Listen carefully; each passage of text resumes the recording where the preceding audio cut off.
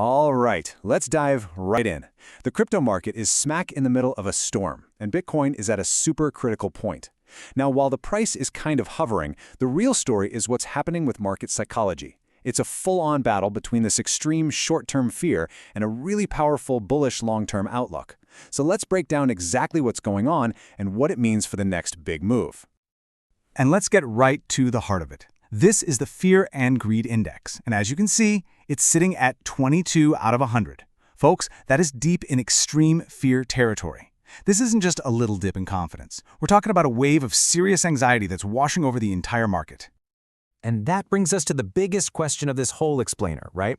Is this a huge red flag? Is it a trap that's just waiting for unsuspecting buyers? Or, and this is what the contrarians are thinking, is this widespread panic the kind of historic buying signal that fortunes are literally made of? Let's unpack the data and find out. So where is all this fear actually coming from? Well, the data points to one really clear source. There is significant short-term selling pressure, and it's being driven by some of the biggest players in the game. I mean, the scale of these withdrawals is just staggering. We are talking about a net outflow of over $605 million from spot Bitcoin ETFs in a single day. That's the largest we've seen since August. This is a crystal clear signal that big, institutional money is heading for the sidelines, at least for now. And headlines like this one really help us understand the why behind those numbers.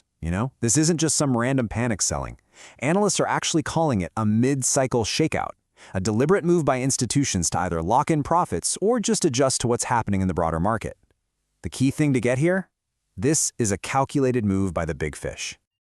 And the pressure isn't just coming from the ETFs. Oh no. We're also seeing the OG whales, the people who have been holding Bitcoin for a really long time. They're selling off their positions too.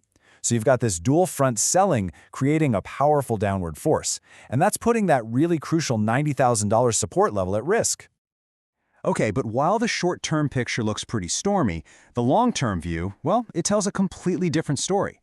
Underneath all this surface-level fear, the market's fundamental structure is arguably stronger than it has ever been. Let's take a look at the bullish macro backdrop. And this slide just illustrates the battle perfectly. On one side, you have all the short-term chaos, the whales selling, the ETF outflows creating that extreme fear. But on the other side, you've got these powerful, long-term structural tailwinds, like better regulation coming, favorable Fed policy, and just the simple fact that this whole industry is growing up. Let's zoom in on these tailwinds, because this is where it gets really interesting. First, you've got stablecoin regulation coming, like the Genius Act, which could unlock a multi-trillion-dollar market. Then there's a really high chance of a Fed interest rate cut, which historically is great for assets like crypto. And finally, a clearer regulatory framework is on the horizon, which is basically the big green light institutions have been waiting for. But here's where it gets really fascinating. This is the twist. While Bitcoin is feeling all this pressure, not everything is in the red. You see, the smart money isn't just leaving the market, it's rotating. It's moving with precision into specific sectors that have their own powerful stories. Let's see where it's going. This data tells such a compelling story. Look at this. While Bitcoin is slightly down, privacy coins are absolutely surging. Monero, Zcash, Decred, they're all posting massive gains. This isn't just random market noise, people. It's a clear trend showing exactly where that smart money is flowing right now. So, what does this all mean? It's pretty simple, actually. This is not a market-wide crash. It's a targeted rotation of capital. Money is flowing out of some assets, sure, but it's flowing right back into others that have strong, independent catalysts, like the growing demand for digital privacy. Okay, so how in the world do you navigate this? We've got immense short-term fear clashing with long-term strength, and that's creating a super volatile environment. This brings us to a potential strategy for what a lot of people are calling a coiled spring market. And I love this coiled spring metaphor because it is absolutely perfect for this market.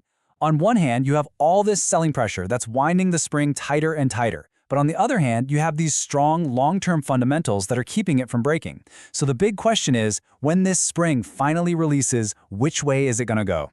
So what's a disciplined approach in a market like this? Well, it really comes down to 3 steps. First, reduce your risk.